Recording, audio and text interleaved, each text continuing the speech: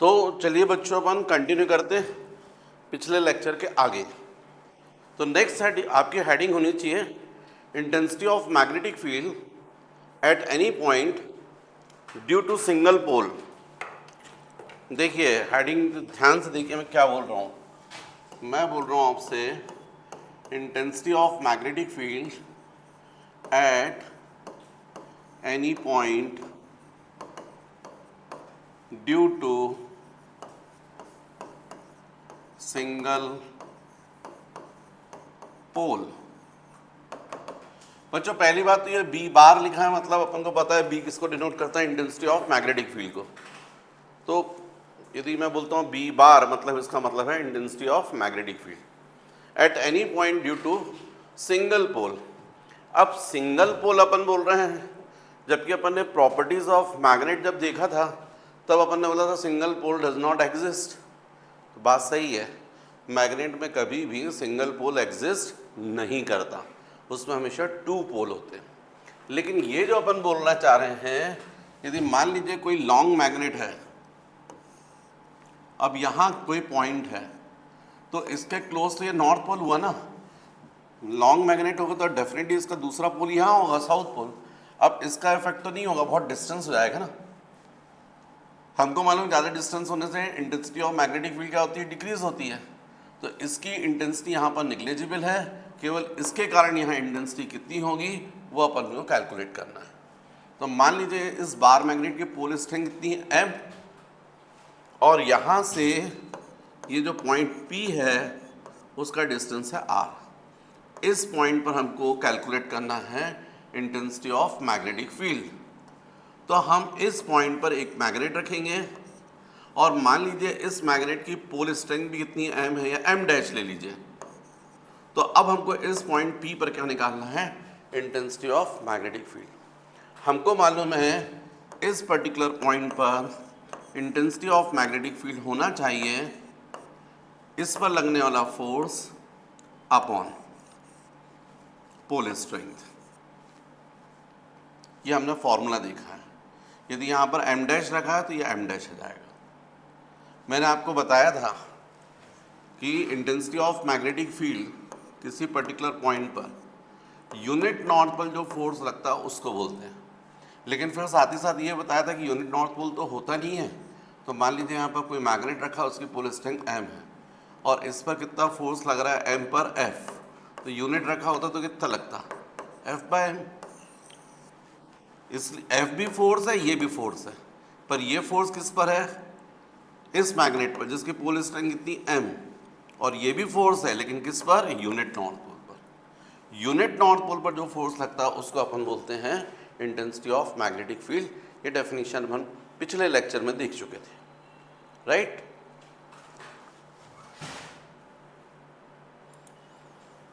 तो बच्चों यहां पर what is F, force experience by this pole, force experience by pole having pole strength m dash.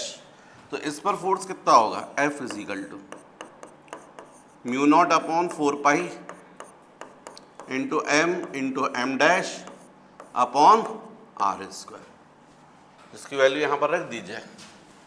तो P point पर intensity of magnetic field होगी Bp is equal to mu naught upon 4 pi m dash upon r square upon m dash cancel. तो intensity of magnetic field at P mu naught upon 4 pi into m upon r square. What is m, pole strength of a magnet, जिसकी वजह से अपन यहाँ पर क्या निकाल रहे हैं, इंटेंसिटी ऑफ मैग्नेटिक फील्ड। और r जो है इस पॉइंट P का इससे डिस्टेंस। तो बच्चों ये फॉर्मूला होता है intensity of magnetic field at any point due to single pole, right. तो बच्चों इसके बाद आप लोगों को देखना चाहिए मैग्नेटिक लाइंस ऑफ फोर्स। मैं चाहता हूं कि तुम लोग पहले पूरा मैग्नेटिक लाइंस ऑफ फोर्स को समझो, उसके बाद फिर आप अपने नोट्स पर आना। तो मैग्नेटिक लाइंस ऑफ फोर्स। आप लोगों ने वैसे ना इलेक्ट्रिक लाइंस ऑफ फोर्स भी देखा था, ये मैग्नेटिक लाइंस ऑफ फोर्स है। तो बच्चों ये जो मैग्नेटिक लाइंस ऑफ फोर्स है ना, उसमें एक चीज समझिएगा, ये जैसे मैग्नेट है, ये नॉर्थ पोल और ये साउथ पोल, तो हमेशा मैग्नेटिक लाइंस ऑफ फोर्स होती है। पहली चीज तो मैग्नेटिक लाइंस ऑफ फोर्स होती है वो मैग्नेट के अराउंड इमेजिनरी लाइंस होती हैं, इनविजिबल, दिखती नहीं है हमको। उन्हीं की वजह से तो ये मैग्नेटिक सब्सटेंस को अट्रैक्ट करता है। देखो बच्चों एक चीज जरा सोच के देखो, मेरी ये फिंगर्स हैं और जैसे मैं यहाँ पर हूँ तो मेरी क्लास है, तो सामने चेयर रखी है। आप लोग क्या इमेजिन करोगे, मैं ऐसा ऐसा ऐसा ऐसा यदि खींचूंगा तो ये चेयर खींच के चली आएगी मेरे पास? नहीं आएगी। लेकिन इमेजिन करो कि यहाँ पर जो चेयर रखी है, प्लास्टिक चेयर है, यदि उसको मैंने बहुत फाइन, बहुत पतले पतले धागों से बांध के रखा, थ्रेड से, और वो पूरे फिंगर से बांध के रखा, और इतने फाइन थ्रेड्स हैं कि जो कैमरे में आ नहीं रहे हैं, या जो स्टूडेंट पढ़ रहे हैं उनको भी नहीं दिखाई दे रहे, इनविजिबल, ऐसे पतले बहुत फाइन थ्रेड्स आते हैं, और यदि उनसे पकड़कर यदि मैंने उसको खींचा तो चेयर खींच के आ जाएगी। क्यों? क्योंकि आपको पता है कि यदि इस बॉडी को मैं खींच रहा हूँ तो खींचने के लिए कुछ तो चाहिए, ताकि इस पर क्या लग पाए, फोर्स, तभी तो ये बॉडी जो है वो खींचकर यहाँ आएगी। तो जब मैग्नेट के क्लोज आप मैग्नेटिक सब्सटेंस को रखते हैं तो बिल्कुल जैसे वो आप लोग देखते ना स्पाइडरमैन, तो वो ऐसा करता है तो उससे क्या है, थ्रेड्स निकलते हैं, बिल्कुल वही ये मैग्नेट जो है वो थ्रेड से यहाँ से मैग्नेटिक लाइंस ऑफ फोर्स जो है वो निकालता है। ये मैग्नेटिक लाइंस ऑफ फोर्स इसको पकड़ लेती है और इसके कारण ये खींच के चले आता है। तो ये मैग्नेटिक लाइंस ऑफ फोर्स जो हैं वो इनविजिबल है, इमेजिनरी लाइंस हैं, मैग्नेट के अराउंड होती हैं, और इन्हीं की वजह से मैग्नेटिक फोर्स लगता है और इन्हीं की वजह से मैग्नेटिक फील्ड डेवलप होती है। तो बच्चों ये जो मैग्नेटिक लाइंस ऑफ फोर्स होती हैं वो मैग्नेट के अराउंड ऐसे कर्व है, ऐसे कर्व है मतलब क्लोज कर्व है। मैग्नेट के बाहर तो चलती है नॉर्थ टू साउथ, लेकिन मैग्नेट के अंदर चलती है साउथ टू नॉर्थ, इसलिए मैंने बोला है क्लोज कर्व है। जबकि आप लोग देखिए, आपने इलेक्ट्रिक लाइंस ऑफ फोर्स भी पढ़ा है और आप लोग को याद होगा उसमें आपने लिखा है जो इलेक्ट्रिक लाइंस ऑफ फोर्स हैं वो ओपन कर्व है। वो केवल कहाँ से कहाँ चल रही थी, प्लस टू माइनस, केवल कहाँ से कहाँ जा रही थी, प्लस टू माइनस। लेकिन मैग्नेटिक लाइंस ऑफ फोर्स कैसी चलती हैं, outside the magnet it moves from north to south and inside the magnet it moves from south to north. तो ऐसी होती है। लेकिन अब बात होती है कि यदि ऐसा है तो इनकी सर अपन डेफिनेशन कैसे देंगे? बहुत सिंपल बच्चों, डेफिनेशन के लिए देखो मैं फिर से बना रहा हूँ। ये मैंने बनाया मैग्नेट, ये नॉर्थ पोल, ये साउथ पोल, मैग्नेट से ऐसी चलती है, यहाँ पर ऐसी और यहाँ पर ऐसी, ऐसी ढेरों हैं, अभी और बताऊंगा मैं। पर डेफिनेशन के लिए अपन यदि इसके किसी पॉइंट पर यदि टेंजेंट ड्रॉ कर दें तो ये टेंजेंट क्या शो करेगा? एक्चुअल में बच्चों ये जो मैग्नेटिक लाइंस ऑफ फोर्स, मैंने पहले बोला आपको कि जो यूनिट नॉर्थ पोल है वो मैग्नेटिज्म में स्टैंडर्ड वैल्यू है। जैसे मास के लिए स्टैंडर्ड वैल्यू 1 kg बताया, लेंथ के लिए 1 मीटर, टाइम के लिए 1 सेकेंड, इलेक्ट्रोस्टैटिक्स में यूनिट पॉजिटिव चार्ज, वैसे ही मैग्नेटिज्म में यूनिट नॉर्थ पोल। अब ये यूनिट नॉर्थ पोल क्या होता है? तो कुछ नहीं होता, मैग्नेटिक निडल जो होती है वही यूनिट नॉर्थ पोल है, क्योंकि वो पॉइंटेड कर देते हैं उसको। तो एक्चुअली में ये जो मैग्नेटिक लाइंस ऑफ फोर्स हैं वो सही मायने में पाथ है, पाथ, रास्ता, वो रास्ता, वो पाथ जिस पर यूनिट नॉर्थ पोल मूव करता है। सही मायने में मैग्नेटिक लाइंस ऑफ फोर्स क्या है? It is the path on which unit north pole can move freely. मतलब यूनिट नॉर्थ पोल को यदि आप छोड़ दोगे तो जिस रास्ते पे चलता है उसको अपन बोलते हैं मैग्नेटिक लाइंस ऑफ फोर्स। तो अब किस रास्ते पे चलेगा जरा सोच के देखो जरा आप। तो चलिए यहां से आप ऐसा करिए, ये यहां पर आप यूनिट नॉर्थ पोल इमेजिन कीजिए, तो आपको मान लीजिए नॉर्थ पोल तो रिपेल करेगा और साउथ पोल उसको क्या करेगा, अट्रैक्ट करेगा। तो नेट फोर्स ऐसा लगेगा, तो यहां से मूव करके यहां जाएगा। जब यहां आएगा तो ये नॉर्थ पोल ऐसा फोर्स लगाएगा, साउथ पोल ऐसा लगाएगा। लेकिन अब चूंकि ये नॉर्थ से दूर जा रहा है और साउथ के क्लोज आ रहा है तो ये फोर्स बढ़ जाएगा, तो रिजल्टेंट फोर्स ऐसा आ जाएगा, रिजल्टेंट फोर्स जो है वो ऐसा आ जाएगा। अब ये मूव करके यहाँ आ गया, अब नॉर्थ पोल इसको ऐसा फोर्स लगाएगा, साउथ पोल ऐसा लगाएगा, कुल मिलाकर ये ऐसा आ जाएगा, इस रास्ते पे आ जाएगा। अब आप देख रहे हो नॉर्थ जो है उसको रिपेल करेगा, साउथ को अट्रैक्ट करेगा, अब ज़्यादा नेट फोर्स इधर लगेगा, कुल मिलाकर ये यूनिट नॉर्थ पोल मूव करता करता यहाँ पहुँच जाएगा। तो जिस पाथ पर ये मूव करता है उसको अपन बोलते हैं मैग्नेटिक लाइंस ऑफ फोर्स। लेकिन डेफिनेशन के लिए अपन ऐसा नहीं बोलते, डेफिनेशन के लिए अपन क्या बोलते हैं कि मैग्नेटिक लाइंस ऑफ फोर्स ऐसे इमेजिनरी कर्व हैं जिसके किसी पॉइंट पर यदि आप टेंजेंट ड्रॉ कर दोगे, टेंजेंट, तो ये टेंजेंट उस पर्टिकुलर पॉइंट पर क्या बताएगा, net magnetic field. Net magnetic field, net magnetic field का मतलब what is intensity of magnetic field, force experience by unit north pole. मतलब यदि यहां पर यूनिट नॉर्थ पोल को आप रख रहे हो क्योंकि वही तो मूव कर रहा है, तो उस पर जो नेट फोर्स है वो टेंजेंट के डायरेक्शन में लगेगा। मतलब ये नॉर्थ पोल क्या करेगा, रिपेल करेगा, साउथ पोल अट्रैक्ट करेगा, इन दोनों का जो रिजल्टेंट रहेगा वो टेंजेंट के डायरेक्शन में। यहां पर आ गया तो अरे यहां पर आएगा तो नॉर्थ पोल ऐसा रिपेल करेगा, साउथ पोल ऐसा अट्रैक्ट करेगा, इन दोनों का रिजल्टेंट फोर्स ऐसा, मतलब टेंजेंट के डायरेक्शन में। तो मैग्नेटिक लाइंस ऑफ फोर्स को डिफाइन करते हैं अपन, magnetic lines of force are the imaginary curve around the magnet on which if tangent is drawn at any point then it is indicate the direction of magnetic field at that point। इस particular point पर net magnetic field का direction होता है। Magnetic lines of force are the imaginary curve on which if the tangent is drawn at any point then it is indicate the direction of magnetic field at that point। ये magnetic lines of force की definition होती है। अब इसके बाद अपन को देखना है इनकी प्रॉपर्टी। तो बच्चों जैसे अपन ने मैग्नेटिक लाइंस ऑफ फोर्स की अब डेफिनेशन देख ली है, तो नेक्स्ट इसके बाद अपन को देखना चाहिए इसकी properties, right, properties, properties of magnetic lines of force. First, तो फर्स्ट प्रॉपर्टी तो बच्चों यही होगी, it is close curve. Outside the magnet it move from north pole to south pole and inside the magnet it move from south pole to north pole। तो बच्चों ये first property होगी, magnetic lines of force it is close curve, outside the magnet it moves from north pole to south pole and inside the magnet it moves from south pole to north pole. ये इसकी first property होती है, right. Second property बच्चों, second property जो है वो ये है कि कभी भी मैग्नेटिक लाइंस ऑफ फोर्स एक दूसरे को इंटरसेक्ट नहीं करती हैं। The magnetic lines of force never intersected to each other. Why?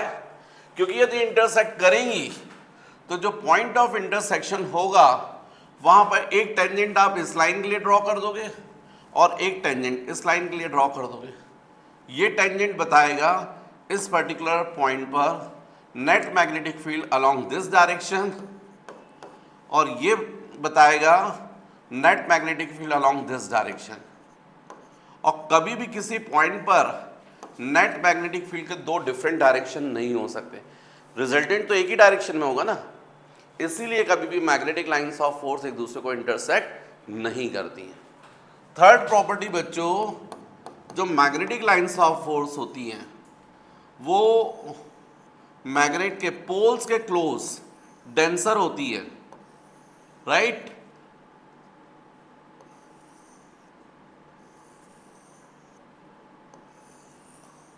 ऐसा यहां पर देखो आप इतने पर्टिकुलर पोर्शन में तो ये भी 3 दिख रही है और ये भी 3 दिख रही है, 6 हो गई। इतना ही पोर्शन यदि यहां ले लेंगे तो केवल 3 ही रहेंगी। मतलब पोल्स के क्लोज कैसी होती है, डेंसर होती है, और पोल से दूर कैसी होती है, रेयरर। क्योंकि इन्हीं की वजह से तो मैग्नेटिक फील्ड रहती है, इसलिए मैग्नेटिक फील्ड ज़्यादा कहाँ होती है, पोल्स के क्लोज। तो magnetic lines of force it is denser nearer the pole and rarer away from the pole, right. First, second, third, fourth property. देखो बच्चों, जो इलेक्ट्रिक लाइंस ऑफ फोर्स थी वो आपको मैंने बताया था, वो हमेशा चार्ज सरफेस पर कैसी थी, परपेंडिकुलर। मतलब पॉजिटिव चार्ज से हमेशा कैसी, परपेंडिकुलर बाहर निकलती थी, और नेगेटिव चार्ज पर हमेशा परपेंडिकुलर इंटर करती थी। लेकिन मैग्नेटिक लाइंस ऑफ फोर्स के साथ ऐसा नहीं है। Magnetic lines of force magnet से, नॉर्थ पोल से किसी भी एंगल से बाहर निकल सकती हैं, किसी भी एंगल से, और किसी भी एंगल पर साउथ पोल पर इंटर कर सकती हैं। कोई परपेंडिकुलर कोई ज़रूरी नहीं है, राइट। तो ये भी आप पॉइंट ध्यान रखिए, कुछ भी डिफरेंट एंगल हो सकता है, राइट। फिफ्थ प्रॉपर्टी बच्चों, जैसे नॉर्थ पोल है मैग्नेट का, यहां पर साउथ पोल है, तो अपनी लेंथ के डायरेक्शन में मैग्नेटिक लाइंस ऑफ फोर्स कैसा बिहेव करती है, as a stretch string, stretch string, खिंची हुई डोरी के समान, स्ट्रेच स्ट्रिंग। और इसी वजह से अनलाइक पोल्स एक दूसरे को क्या करते हैं, अट्रैक्ट करते हैं। Along the direction of its length it behaves as a stretch string, and due to this unlike poles are attracts to each other. जबकि अपनी लेंथ के परपेंडिकुलर डायरेक्शन में, जैसे एन है और यहाँ भी एन है, तो ऐसी जाएंगी लेंथ के परपेंडिकुलर डायरेक्शन में, एक दूसरे से हटने की कोशिश करती हैं। यही वजह है कि जो लाइक पोल्स होते हैं एक दूसरे को क्या करते हैं, रिपेल करते हैं, इन्हीं मैग्नेटिक लाइंस ऑफ फोर्स के दूर जाने की वजह से। It tends to keep away normal to its length, and due to this like poles are repelled to each other. तो ये प्रॉपर्टीज हैं। तो बच्चों एक बार शॉर्ट में रिवाइज करवाता हूं। सबसे पहले मैं आपसे पूछूं definition of magnetic lines of force, तो आप बोलेंगे it is the imaginary curve on which if the tangent is drawn at any point then it is indicate the direction of net magnetic field at that point, right। ये तो definition हो गई। magnetic lines of force are the imaginary curve on which if the tangent is drawn at any point then it is indicate the direction of magnetic field at that point। फिर मैंने बोला properties of magnetic lines of force, तो first property आप क्या बोलेंगे, magnetic lines of force are the closed curve, outside the magnet it moves from north pole to south pole, but inside the magnet it moves from south pole to north pole।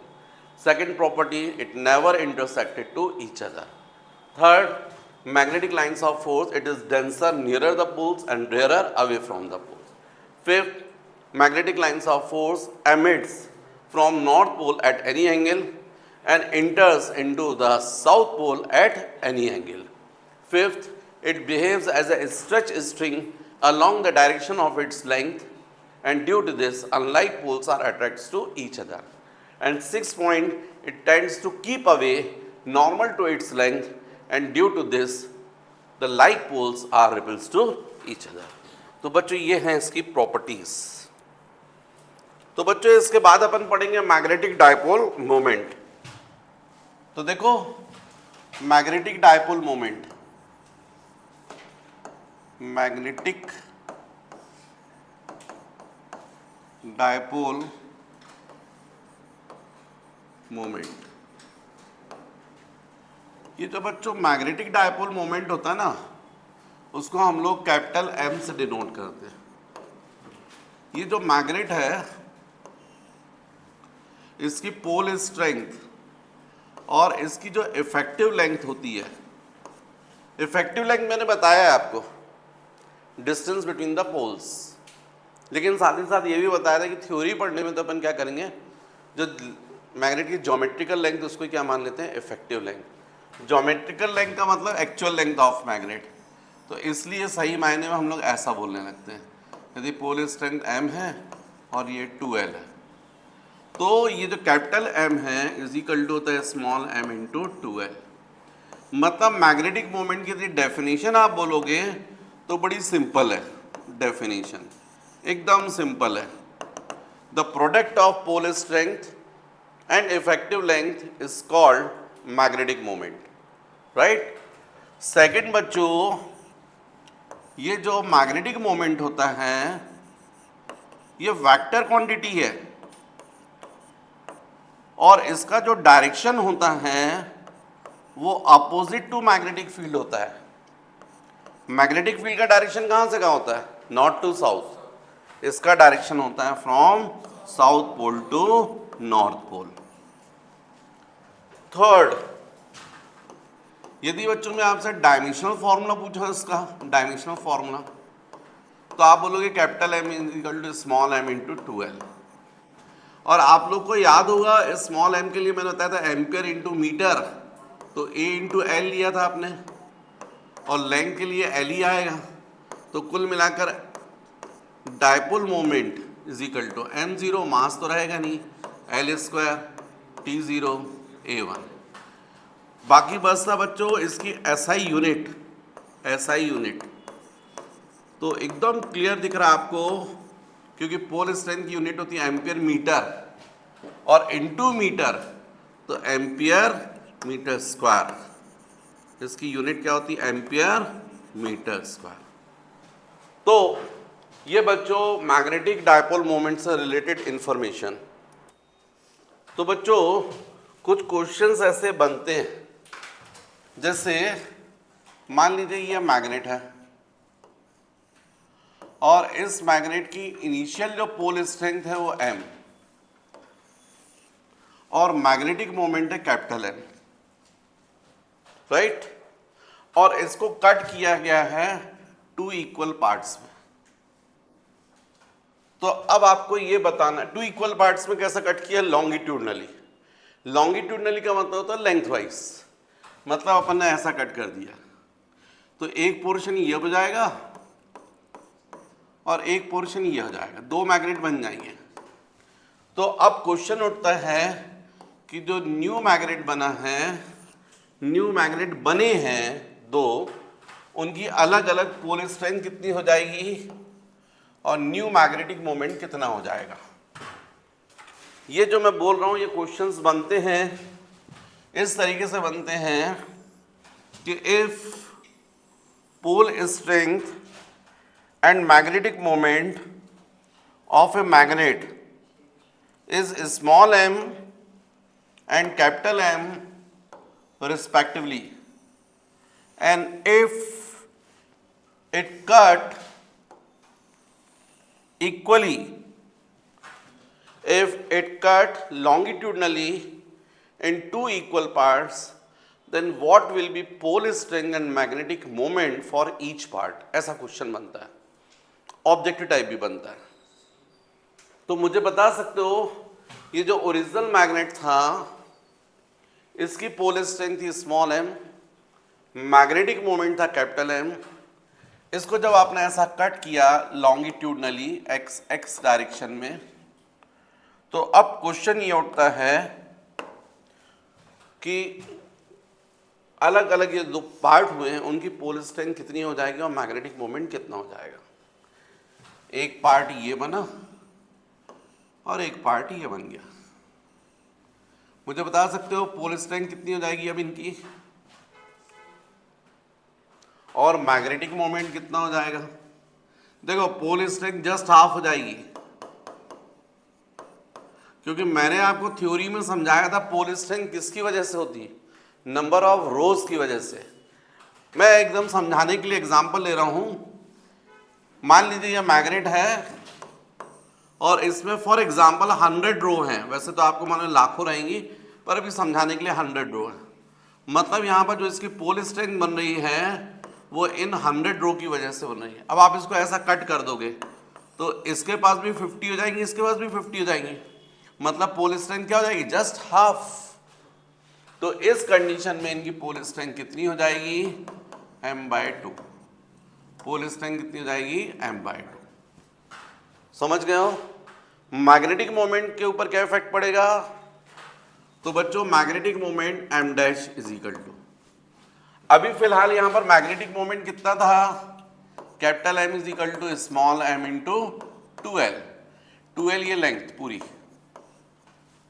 अब जब आपने ऐसा cut कर दिया है तो pole strength हो गई m' और इफेक्टिव लेंथ देखो अभी भी 2L है पूरी।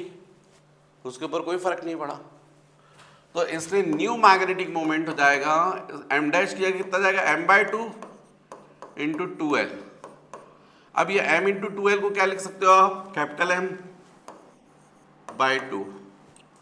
तो आपको क्लियर हो गया कि इसका मतलब है यदि कोई बार मैग्नेट है उसको लॉन्गिट्यूडनली अपन ने 2 इक्वल पार्ट्स में कट किया तो जो पीसेस बनेंगे, जो पार्ट बनेंगे, उनकी पोल स्ट्रेंथ भी कितनी हो जाएगी, हाफ, और मैग्नेटिक मोमेंट भी कितने हो जाएंगे, हाफ हाफ, m/2 m/2।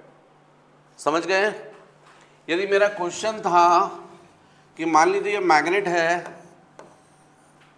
इसकी पोल स्ट्रेंथ है स्मॉल m, मैग्नेटिक मोमेंट है कैपिटल M, लेकिन उसको हमने ऐसा कट किया है लेटरली 2 इक्वल पार्ट्स में। एक पार्ट ये दिख रहा है और एक पार्ट ये दिख रहा है, इक्वल पार्ट में कर दिया है। मुझे बता सकते हो अब पोल स्ट्रेंथ के ऊपर क्या इफेक्ट पड़ेगा? 2 पीस बन गए हैं, पोल स्ट्रेंथ के ऊपर क्या फर्क पड़ेगा? कोई फर्क नहीं पड़ेगा। इस पीस में भी टोटल जितनी रोज थी शुरू में उतनी अभी भी है। भाई पूरा मैग्नेट था, आपने कट कर दिया, ये 2 पीस बन गए। मान लीजिए 100 रो थी तो इसमें भी अभी 100 रो रहेंगी, इसमें भी 100 रो रहेंगी। मतलब यहाँ पर नॉर्थ पोल है, साउथ पोल बन जाएगा, नॉर्थ बनेगा साउथ पोल। पोल स्ट्रेंथ के ऊपर कोई फर्क नहीं पड़ेगा, तो क्या रहेगा m। मैग्नेटिक मोमेंट के ऊपर क्या फर्क पड़ेगा? तो हमको मालूम है m dash into of 2l/2, क्योंकि टोटल लेंथ कितनी थी पहले है 2l, और इसलिए टोटल मैग्नेटिक मोमेंट कितना था m इंटू 2l। अब ये हो जाएगा 2l/2, लेकिन हमको ये भी मालूम है पोल स्ट्रेंथ तो अनअफेक्टेड है, m ही रहेगा। यहाँ पर हो जाएगा 2l/2, m इंटू 2l क्या होता है, कैपिटल M/2। मतलब सेकेंड केस में पोल स्ट्रेंथ सेम रहेगी लेकिन मैग्नेटिक मोमेंट क्या हो जाएगा, हाफ हो जाएगा। अब थर्ड केस, इसमें हमने मैग्नेट को अभी भी पोल स्ट्रेंथ m है और मैग्नेटिक मोमेंट कैपिटल M है, पर इसको 4 इक्वल पार्ट्स में कट कर दिया है, लॉन्गिट्यूडनली और लेटरली कट किया 4 इक्वल पार्ट्स में। मुझे बता सकते हो अब पोल स्ट्रेंथ कितनी हो जाएगी हर पीस की, हाफ। भाई यहाँ पर टोटल 100 रोज थी तो अब इसमें कितनी बचेगी, इस वाले पीस में 50, इसमें भी 50, तो इसलिए पोल स्ट्रेंथ कितनी हो जाएगी, जस्ट m/2। मैग्नेटिक मोमेंट के ऊपर क्या फर्क पड़ेगा, m dash is equal to, तो m डैश इंटू 2l/2। ये जो पीस दिख रहा है इस पीस की पोल स्ट्रेंथ कितनी हो गई, m डैश, और लेंथ कितनी हो जाएगी, ये टोटल लेंथ 2l की हाफ, तो ये हो जाएगा। अब आपको m डैश पता है कितना हो रहा है, m डैश अपन ने ये निकाला है m/2, तो ये हो जाएगा m/2 इंटू 2l/2। और लेकिन हमको मालूम है स्मॉल m इंटू 2l क्या होता है, कैपिटल M, और 2 इंटू 2 कितना हो जाएगा, 4, ये हो जाएगा। आप समझ रहे बात? ऐसे कैलकुलेशन अपन को करना है। एक और केस, ये जो मैग्नेट है फोर्थ, मैग्नेट की पोल स्ट्रेंथ तो स्मॉल m थी और मैग्नेटिक मोमेंट कैपिटल M, हमने लेकर इसको सेमी सर्कुलर फॉर्म में बेंड कर दिया। मुझे बता सकते हो अब पोल स्ट्रेंथ और मैग्नेटिक मोमेंट के ऊपर क्या फर्क पड़ेगा? देखो पोल स्ट्रेंथ जो रहेगी m dash is equal to m, same रहेगी, कोई फर्क नहीं पड़ेगा। क्यों नहीं पड़ेगा?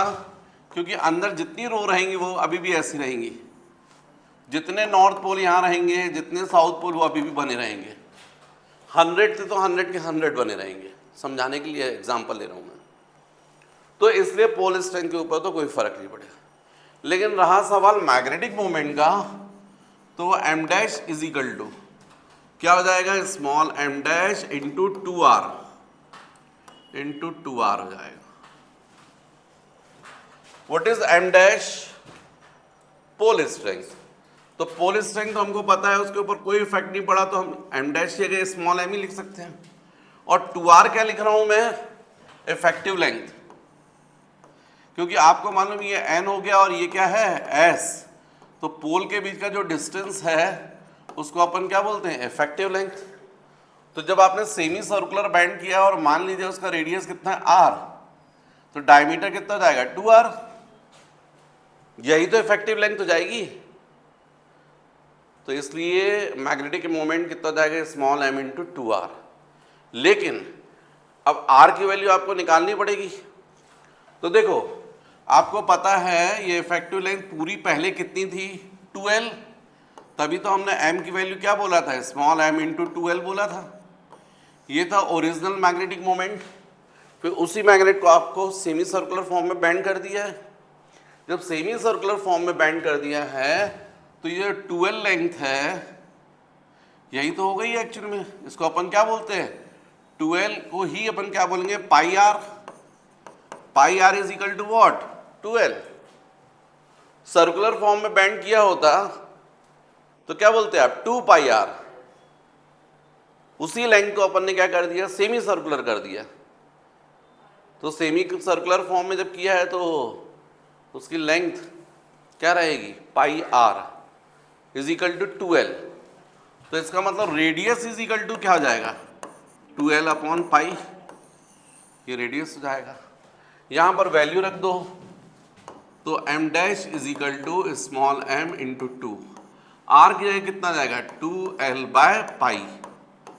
इसका मतलब m dash is equal to 2 upon pi को हम अलग कर दें तो स्मॉल m इंटू 2l बचेगा, m dash is equal to 2 upon pi into, इसकी जगह हम क्या लिख सकते हैं, कैपिटल M। तो न्यू मैग्नेटिक मोमेंट हो जाएगा 2m अपॉन पाई। तो यदि ओरिजिनल मैग्नेट जो था उसकी पोल स्ट्रेंथ स्मॉल m थी, मैग्नेटिक मोमेंट कैपिटल M था, यदि सेमी सर्कुलर फॉर्म में बेंड करोगे तो पोल स्ट्रेंथ तो सेम रहेगी m, लेकिन मैग्नेटिक मोमेंट हो जाएगा 2m अपॉन पाई। ये बच्चों सब क्वेश्चंस बनते हैं एग्जाम में, कॉम्पिटिटिव एग्जाम में भी, 12th में भी। ऑब्जेक्टिव टाइप जो है आजकल तो आ ही रहे, तो आपको इस तरीके से सोचना चाहिए, ये आपकी अप्रोच होनी चाहिए। तो बच्चों इसके बाद अपन देखते हैं next, intensity of magnetic field due to magnetic dipole on longitudinal position, longitudinal position। ये एग्जाम में जब डेरिवेशन आता है तो या तो इसी तरीके से आता है, derive expression for the intensity of magnetic field due to magnetic dipole on longitudinal position, या फिर ऐसा आता ऑन एक्सिस, या फिर आएगा ऑन एंड ऑन पोजीशन, एक ही बात है। तो बच्चों ये देखो मैग्नेट, इसी को अपन बोल रहा है मैग्नेटिक डायपोल, और इस मैग्नेट की पोल स्ट्रेंथ है स्मॉल m और मैग्नेटिक मोमेंट है कैपिटल M, और इसकी इफेक्टिव लेंथ है 2l। यहां पर मान लीजिए नॉर्थ पोल और ये साउथ पोल, तो ये नॉर्थ और साउथ को ज्वाइन करने वाली जो लाइन होगी ना, उस लाइन को अपन बोलेंगे एक्सिस। और एक्सिस पर यदि कोई पॉइंट है तो उसको अपन बोलेंगे लॉन्गिट्यूडनल पोजीशन, या फिर ऑन एक्सिस, या फिर ऑन एंड ऑन पोजीशन। तो इस डायपोल की वजह से हमको यहां इंटेंसिटी निकालना है। What is intensity of magnetic field, force experience by unit north pole. यदि यहां पर यूनिट नॉर्थ पोल रखेंगे, उस पर जो नेट फोर्स लगेगा उसी को हम बोलते हैं इंटेंसिटी। तो अब बच्चों हमको कैलकुलेट करना है कि इस पर्टिकुलर पॉइंट पर यदि यूनिट नॉर्थ पोल रखा है तो ये डायपोल उस पर कितना फोर्स लगाएगा, उसी को तो अपन इंटेंसिटी ऑफ मैग्नेटिक फील्ड बोलेंगे। वही अपन को कैलकुलेट करना है। तो अभी फिलहाल मान लीजिए ये डायपोल है, ये डायपोल का सेंटर हो गया O, और इस पॉइंट P का सेंटर से जो डिस्टेंस है वो सपोज R। अच्छा बच्चों ये जो मैग्नेट मैंने बोला डायपोल, इसकी पोल स्ट्रेंथ स्मॉल एम बता रहा हूँ, magnetic moment capital M. Effective length मैंने बोला 2L, इसका मतलब हाफ लेंथ क्या हो गई L, और ये हाफ लेंथ भी L हो गई, राइट। अभी फिलहाल जब अपने डायपोल बोला है तो इस पॉइंट P का जो डिस्टेंस लेंगे अपन कहां से लेंगे, डायपोल के सेंटर से। अब इस पॉइंट पर जरा सोचो, ये नॉर्थ पोल इसको क्या करेगा, रिपेल करेगा, रिपल्सिव फोर्स, और यूनिट नॉर्थ पोल है इसलिए इस पर, इस नॉर्थ पोल सिंगल पोल, इसके कारण क्या होगी, इंटेंसिटी होगी जिसको हम बोलेंगे B1, जबकि साउथ पोल इसी यूनिट नॉर्थ पोल को क्या करेगा, अट्रैक्ट करेगा, इसके कारण इंटेंसिटी B2। तो हम सेपरेट सेपरेट पहले B1 और B2 फाइंड कर लें, और फिर हमको मालूम है ये तो intensity of magnetic field vector quantity है, इसलिए यहाँ पर नेट मैग्नेटिक फील्ड अपन निकाल लेंगे, क्योंकि B1 और B2 के बीच का एंगल कितना दिख रहा, 180, एक दूसरे के अपोजिट। तो पहले आप B1 निकालिए, तो अपन बोलेंगे intensity of magnetic field at P due to north pole, N pole, single pole की वजह से। तो हम लोग को उसके लिए फॉर्मूला पता है, B1 is equal to, single pole के कारण इंटेंसिटी कितनी होती है, mu naught upon 4 pi into m small m upon r square. What is r, distance between point and pole. तो आपको दिख रहा है, यदि ये n है, यहां पर आपको ये दिख रहा है n है, और ये पॉइंट क्या दिख रहा है आपका, साउथ पोल, तो s। तो ये n पोल से पॉइंट P का डिस्टेंस क्या है, np, तो क्या लिखोगे यहां पर, np स्क्वायर। भाई अब मैंने आपको ड्राइव करवाया ना, सिंगल पोल के कारण यहां पर इंटेंसिटी कितनी होती है, B is equal to mu naught upon 4 pi into m upon r square. m क्या होता है, पोल स्ट्रेंथ, और r होता है डिस्टेंस। अभी ड्राइव करवाया था मैंने, अभी ड्राइव करवाया था, भूल गए क्या, ये देखो, मैं भूलने नहीं दूंगा, मेरे पास तो क्या है, मैं यहाँ पर दिखा दूंगा कि देखो मैंने करवाया था। ये देखो यहाँ पर ये m क्या था, इस पोल की पोल, और r क्या थी, डिस्टेंस, मैंने करवाया था आपको। तो यहाँ पर यदि अपन बात करेंगे, इस नॉर्थ से P का जो डिस्टेंस है NP है, तो NP स्क्वायर। अब इसकी वैल्यू रख दो बच्चों, B1 is equal to mu naught upon 4 pi into m upon, ये NP कितना दिख रहा है, ये सेंटर तक का डिस्टेंस R है, ये L है, तो बचा हुआ डिस्टेंस NP कितना होगा, R माइनस L, तो ये आ जाएगा R माइनस L स्क्वायर। ये आपने कैलकुलेट कर लिया। अब बच्चों जैसा ये किया है, बिल्कुल साउथ पोल के कारण निकाल लो, हैं, साउथ पोल के कारण। तो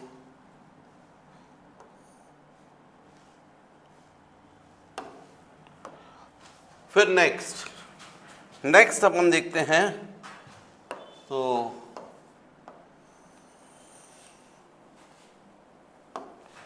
intensity of magnetic field at P due to S pole, due to south pole, south pole की वजह से। अब साउथ पोल से ये P का जो डिस्टेंस वो कितना दिख रहा है, सेंटर तक का डिस्टेंस R, और इसके आगे L, और तो R plus L। Pole strength तो सेम रहेगी, इस एंड की भी और इस एंड की भी, तो इसलिए क्या लिखोगे आप, B2 is equal to mu naught upon 4 pi into m upon SP square, क्योंकि S से P तक का डिस्टेंस SP, लेकिन ये डिस्टेंस भी आपको पता है, mu 0 upon 4 pi into m upon SP कितना हो जाएगा, R plus L, R plus L square, ये 2 हो गया।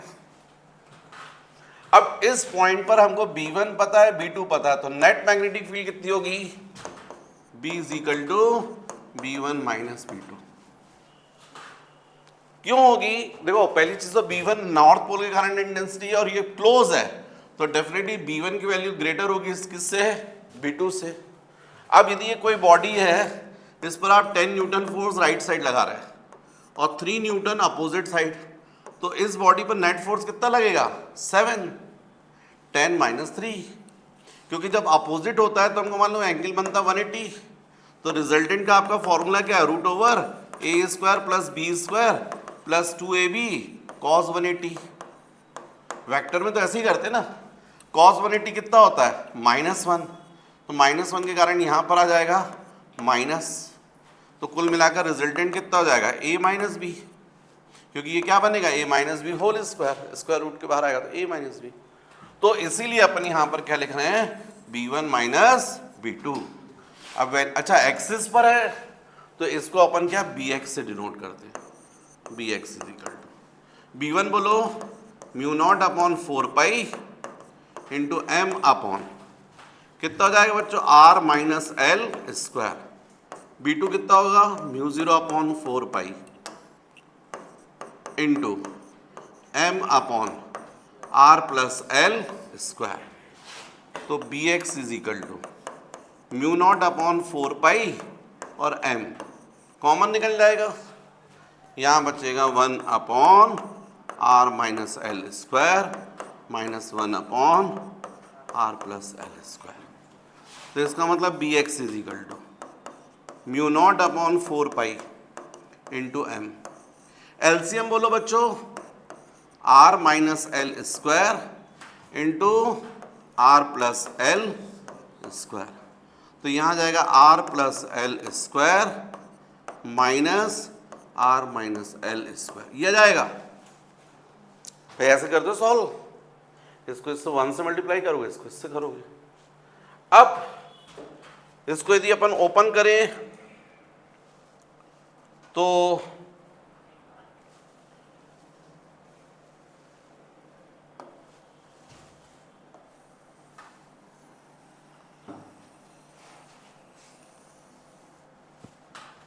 थोड़ा सा बच्चों, थोड़ा सा, ज़्यादा नहीं, थोड़ा सा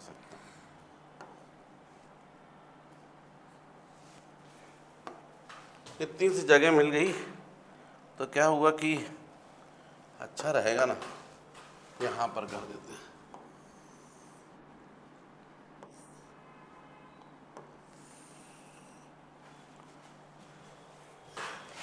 चलिए तो इसको सॉल्व करते हैं, bx is equal to mu 0 upon 4 pi into m. ये देखो बच्चों, r plus a plus b whole square, a square plus b square plus 2ab, तो जाएगा are square plus L square plus 2rl, है ना, minus, फिर ये देखो r minus l whole square, तो जाएगा are square plus L square minus 2rl whole upon, denominator में देखो a minus b into A plus b whole square, कहीं ऐसा लिख सकते हैं ना, हाँ क्या बोल रही, 2 होल स्क्वायर, ऐसा आएगा ना, r minus L r plus L whole square. देखो इस पे भी स्क्वायर लगा है, इस पे भी स्क्वायर लगा है, ब्रैकेट के अंदर कर दिया, समझ गए। तो अब जब हम इसको सॉल्व करेंगे तो bx is equal to mu naught upon 4 pi into M. जब यहाँ पर ब्रैकेट ओपन करोगे बच्चों तो ये माइनस हो जाएगा, ये माइनस हो जाएगा, प्लस हो जाएगा, तो आर स्क्वायर और R square cancel, L square minus L square cancel, और ये माइनस माइनस प्लस, तो कितना जाएगा 4rl, और यहाँ पर हो जाएगा are square minus L square to whole square, ऐसा हो जाएगा। या इसी को मैं ऐसा भी लिख सकता हूँ, bx is equal to mu 0 upon 4 pi into, यहाँ देखो ये 4 है ना, इसको 2 इंटू 2 कर सकता हूँ, जो एक 2 कर रहा हूँ वो l के साथ कर देता हूँ, और एक 2 को r के साथ, तो जाएगा m into 2l into 2r upon R square minus L square to square. ऐसा करने से मुझे फायदा क्या मिला, मुझे नहीं तुम्हें, क्या फायदा मिला, m इंटू 2l को क्या लिख सकते हो, कैपिटल M इंटू 2r, तो बच्चों इसको पूरा ऐसे लिख दूं क्या, 2mr upon R square minus L square to whole square. तो ये मिला अपन को formula, right. Mu 0 upon 4 pi into 2mr upon R square minus L square to whole square. अच्छा यदि ये शॉर्ट डायपोल होता, शॉर्ट डायपोल का मतलब बहुत छोटा डायपोल होता, मतलब इसके 2l की वैल्यू काफी कम होती, तो हाफ लेंथ और कम हो जाती, और यदि हाफ लेंथ कम हो जाती तो उसका स्क्वायर करते तो एल स्क्वायर और कम हो जाता, तो फिर उस कंडीशन में यहाँ पर एल स्क्वायर को अपन क्या कर देते हैं, इग्नोर कर देते हैं। तो फिर अपन बोलते फॉर शॉर्ट डायपोल, फॉर, चलिए पीछे नेक्स्ट उसमें कर देते हैं, for short dipole. Short dipole का मतलब r is very greater than l, तो l स्क्वायर स्टैंड्स टू 0। तो आपका ये जो फॉर्मूला आपने डिराइव किया ना, mu X upon mu X is equal to B x is equal to mu 0 upon 4 pi into 2mr upon R square minus L square to whole square. तो यहाँ पर l की वैल्यू क्या कर दो, एल स्क्वायर को 0, तो R square to whole square कितना जाएगा, आर टू द पावर 4, क्या जाएगा, आर टू द पावर 4। अब एक एक आर कैंसिल हो जाएगा, तो finally B x is equal to mu 0 upon 4 pi into 2m upon r cube, ये फॉर्मूला मिलेगा for short dipole, small dipole. ठीक है, तो ये बच्चों मैंने आपको फॉर्मूला डिराइव करवाया है on longitudinal position on axis, copy कर लीजिएगा।